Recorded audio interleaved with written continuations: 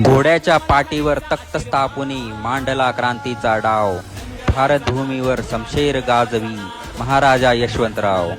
राजतख्त फंदपीर तुरीत अडकला होता, स्वकीयांनी वहिवाटेच्या वावटळीत घेरलं होतं.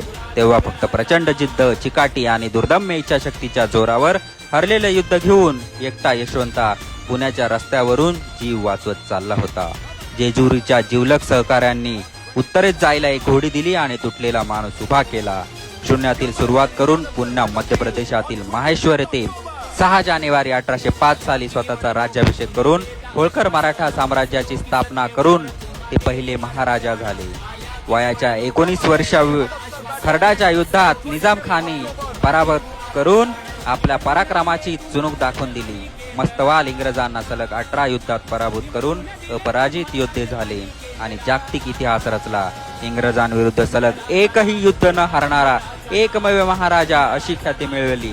मध्ययुगीन काळात शेवटचा सर्वात मोठा सम्राट ठरले. चक्रवर्ती सम्राट महाराजा यशवंतराव होळकर. जन्म वापगाव, तालुका खेड, जिल्हा पुणे येथे 3 डिसेंबर 1776. मृत्यू 28 ऑक्टोबर 1811 भानपुरा, मध्य प्रदेश. अशा महापराक्रमी महाराजास स्मृतिदिनी शतशः नमन. जय मल्हार.